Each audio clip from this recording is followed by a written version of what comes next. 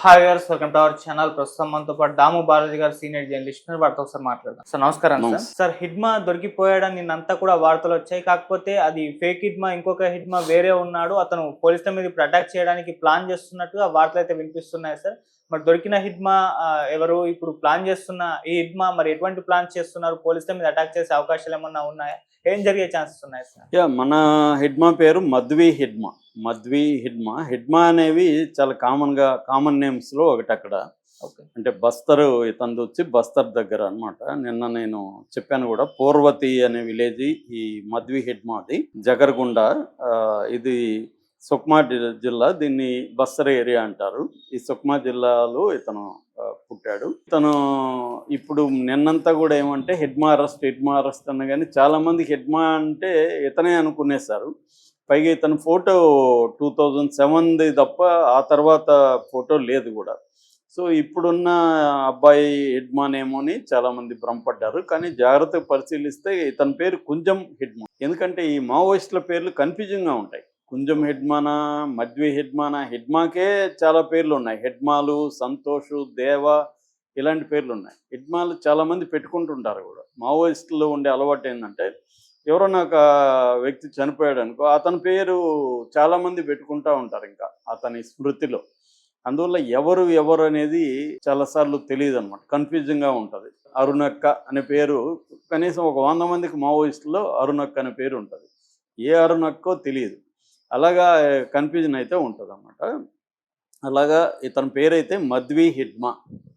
ఇతనికి పలు పేర్లు అయితే ఉన్నాయి. ఇతను ఈ నిన్న ఇతన్ని పట్టుకోవడానికి వెళ్ళారని, అయితే ఇతను ఒక ట్రాప్ వేసి సరెండర్ అవుతున్నట్టుగా డ్రామా వేసి ఈ కుంజం హిడ్మా అని పంపించాడని, కుంజం హిడ్మా సరెండర్ అయ్యాడు కాబట్టి అతన్ని చంపకుండా అరెస్ట్ చేసినట్టుగా వాళ్ళు చూపించుకున్నారు. చాలాసార్లు పోలీసులు ఏం చేస్తారంటే సరెండర్ని అరెస్ట్ లాగా కూడా వాళ్ళు ప్రకటించుకుంటుంటారు. అంటే మేము చంపట్లేదు చూడండి, కొంతమందిని అరెస్ట్ కూడా చేస్తున్నాం అని చెప్పుకోవడానికి. నిజానికి వాళ్ళు ఎవరిని అరెస్ట్ చేయరు. ఇప్పుడు నిజానికి నంబాల కేశవరావు ప్రాణాలతో దొరికాడు. వాళ్ళు ఎందుకంటే మావోయిస్టుల ప్రకటన బట్టి దొరికినప్పుడు అతన్ని కోర్టుకు ప్రొడ్యూస్ చేసి జైల్లో పెట్టుంటే చాలా బాగుండేది. నిజానికి ఇంకా వీళ్ళకి ఇదిగా ఉండేది. కానీ వాళ్ళ అంత ఓపిక ఎవరికి లేదు. చంపేద్దామన్న దగ్గరే ఉండారు. ఓపెన్గా డిక్లేర్ చేశారు. అందుకే ఈ మధ్య గాయపడిన వాళ్ళు, ఇప్పుడు చాలామంది గాయపడతారు కదా, ఒకేసారి చనిపోరు కదా. గాయపడిన వాళ్ళకి వైద్యం అందించి పోలీస్ స్టేషన్కి తీసుకెళ్ళి, లేకపోతే హాస్పిటల్కి తీసుకెళ్ళి వైద్యం అందించి కోర్టులో పెట్టాలి. అది చేయట్లేదు ఈ మధ్య. అంటే చంపేయడం అనే కార్యక్రమమే చేస్తున్నారు. పట్టుకున్నా, ప్రాణాలతో పట్టుకున్నా, గాయాలు దొరికినా చంపేస్తున్నారు తప్ప ఫలాని ఇంతమంది గాయపడిన మావోయిస్టులని అరెస్ట్ చేశామన్న వార్త ఈ మధ్య రావట్లేదు. సో అందుకని హిడ్మా కూడా ఇప్పుడు ఏంటంటే నెక్స్ట్ టార్గెట్ కేశవరావుని చంపారు. ఇది ప్రపంచవ్యాప్తంగా కూడా ప్రముఖంగా వార్త అయ్యింది. ఎందుకంటే ఇప్పటి వరకు మావోయిస్టులలో ఉండే సెంట్రల్ కమిటీ సెక్రటరీని ఎవరు చంపలేదు ఇప్పటివరకు. సో సెంట్రల్ కమిటీ మెంబర్స్ చనిపోయి ఉన్నారు, స్టేట్ కమిటీ సెక్రటరీల స్థాయిలో చనిపోయి ఉన్నారు. కానీ central committee secretary Nambala Keshavarao చనిపోవడం అనేది అతిపెద్ద విజయంగా వాళ్ళు నమ్ముతున్నారు. మావోయిస్టు పార్టీ కూడా ఒప్పుకునింది ఆ విషయంలో, అతిపెద్ద విజయమే వాళ్ళదని ఒప్పుకునింది. సో ఈ నేపథ్యంలో నెక్స్ట్ టార్గెట్ వాళ్ళకి హిడ్మానే, ఈ మధ్వి హిడ్మా. ఎందుకంటే ఇతని మీద ఆల్రెడీ 1 crore పైన ఉంది. ఇతను ఎక్కువగా ఇప్పటి వరకు సెక్యూరిటీ ఫోర్సెస్కి ఎక్కువ నష్టం చేసింది ఎవరు?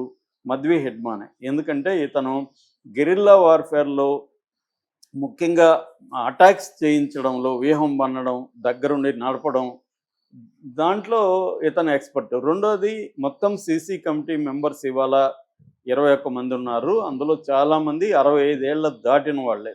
70 ఏళ్ళు, ఇప్పుడు గణపతికి 78 ఏళ్ళు. సో అలాగే వాళ్ళంతా అడవుల్లో వచ్చి తిరిగి చేయలేరు. ఇప్పుడు ఈయన నంబాల కేశవరావు కూడా టెక్నికల్ మిస్టేక్ అని నేను చెప్పాను.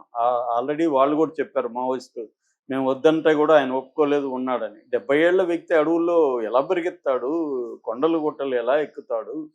కాబట్టి అది రాంగ్, ఉండకూడదు అలాగా. ఇప్పుడు ఆయన పోవడమే కాకుండా 28 ప్రాణాలకు కూడా ఆయన బాధ్యత కూడా ఉన్నట్టే కదా. చెప్పారు కదా ఆల్రెడీ. చెప్పినప్పుడు ఆయన ఎందుకున్నాడు అనేది పెద్ద డిస్కషన్. ఇది నేను పర్సనల్గా కూడా చూశాను. గతంలో కూడా చాలాసార్లు చెప్పినా కూడా వినని సందర్భాలు చాలా ఉన్నాయి. వాళ్ళు పోవడమే కాకుండా ఇంకొంతమందిని తీసుకెళ్ళిన సందర్భాలు కూడా ఉన్నాయి. దీన్నే టెక్నికల్ మిస్టేక్స్ అంటారు, తెలిసి తప్పులు చేయడం. ఫైనల్గా చెప్పొచ్చేది ఏమంటే సీసీ కమిటీలో అందరూ కూడా ఏజ్డ్ వాళ్ళు ఉన్నారు, ఎక్సెప్ట్ హిడ్మా ఒకడే 44-45 ఏళ్ళు ఉన్నారు.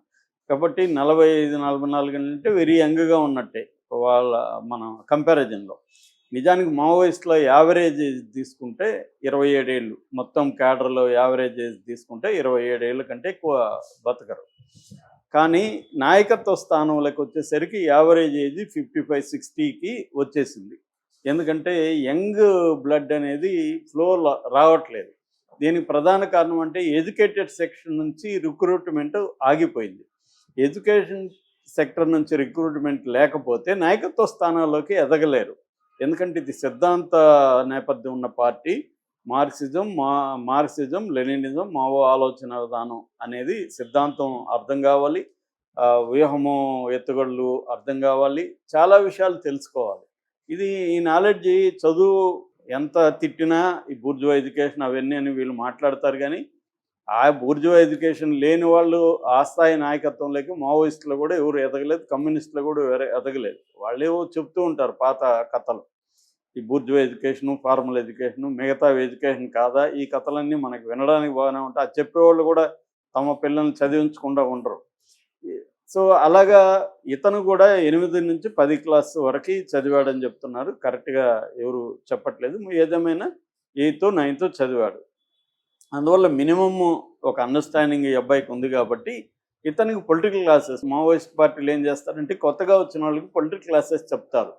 అంటే ఇండియన్ హిస్టరీ, మార్క్సిజము, తర్వాత పొలిటికల్ ఎకనామీ, ఇవన్నీ కూడా వాళ్ళకి రోజుల తరబడి 10 రోజులు 20 రోజులు అలా క్లాసులు ఉంటాయి అడవుల్లో.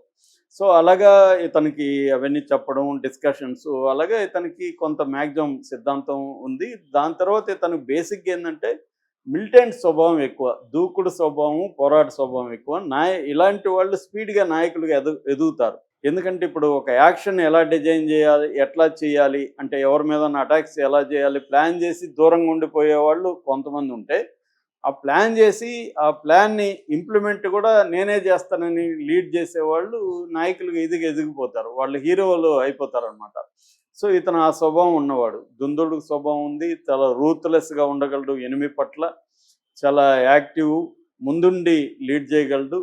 రెండోది టెక్నికల్గా వెరీ నాలెడ్జబుల్. అంటే ఈ ఐఈడీలు, ఇంప్రొవైజ్డ్ ఎక్స్ప్లోజివ్ డివైస్లను ఎట్లా పెట్టాలి, మందు పాత్రలు ఎట్లా పెట్టాలి, ఒక మిలిటరీ వ్యూహాన్ని ఎలా రచించాలి, ఒక పెద్ద బెటాలియన్ని అంటే 300 నుంచి 400 మందిని ఎట్లా ఆర్గనైజ్ చేసి అటాక్ చేయించాలి, ఇవన్నీ కూడా ఇతను సక్సెస్ఫుల్గా, నేను నిన్న లిస్ట్ అవుట్ కూడా చేశాను, చాలా మందిని దాదాపు 150 మంది సెక్యూరిటీ పర్సనల్ని ఇప్పటివరకు అతను చంపాడు. కొంతమంది రాజకీయ నాయకులను చంపాడు, అటాక్స్ చేశాడు.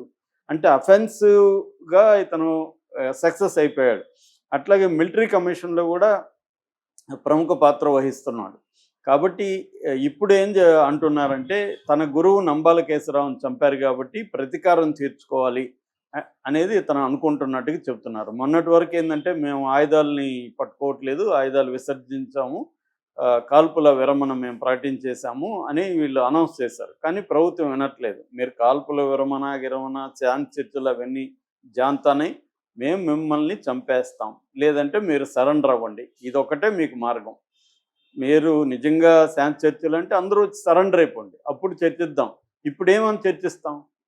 ఇప్పుడు చర్చించడానికి ఏమీ లేదు. మీరు చర్చల పేరుతో టైం బై చేసి తర్వాత మళ్ళీ బలపడతారు అనేది సెంట్రల్ గవర్నమెంట్కి ఉండే అండర్స్టాండింగ్. అది వాళ్ళ పాయింట్ ఆఫ్ వ్యూ చూస్తే కరెక్టే. సో అందుకని వాళ్ళు ఏం చేస్తున్నారు, చంపే కార్యక్రమం చేస్తున్నారు. ఇప్పుడు మావోయిస్టులు ఆలోచిస్తున్నట్టుగా తెలుస్తుంది. అదేంటంటే ఒక్కొక్కసారి best form of defence is offence అంటారు యుద్ధంలో. అంటే నువ్వు రక్షించుకోవాలంటే శత్రువుని ఒక దెబ్బ కొట్టాలి. శత్రువుకు దెబ్బ కొడితే శత్రువుకు ఒక అడుగు వెనక్కేస్తే అప్పుడు నువ్వు సేఫ్గా రిట్రీట్ అవ్వచ్చు. ఇప్పుడు ఏంటంటే ఎక్కడికక్కడో వీళ్ళు ఉండిపోయారు అడవుల్లో, అక్కడి నుంచి బయటికి రాలేరు, అక్కడ ఉండలేరు. ఇటువంటి ఒక కండిషన్ ఉంది. మన సామెత ఉంది కదా, పిల్లైనా కార్నర్కి కొడితే తిరగబడుతుందని. అలాగే ఇప్పుడు మావోయిస్టులు ఏం ఆలోచిస్తున్నారంటే ఒక్కసారి మనం కూడా పెద్ద దెబ్బ కొట్టి ఒక 100 మందినో 200 మందినో చంపితే అప్పుడు కొంత మనకు టైం దొరుకుతుంది. దాని నుంచి తేరుకునే లోపల మనం సేఫ్ ప్లేసెస్కి వెళ్ళిపోవచ్చు అనే ఒక అఫెన్సివ్ తీసుకోవాలనేది ఒకటి. రెండోది మొరేల్ చూస్తే ఇవాళ మావోయిస్ట్ పార్టీని సమర్థించే వాళ్ళందరూ విపరీతంగా దుఃఖిస్తున్నారు. అయిపోయింది మన పని, ఇంకా మావోయిస్ట్ పార్టీ పని అయిపోయింది, మావోయిజం అనేది ఇంక ఉండదు అన్నట్టుగా పోస్టులు పెడుతున్నారు.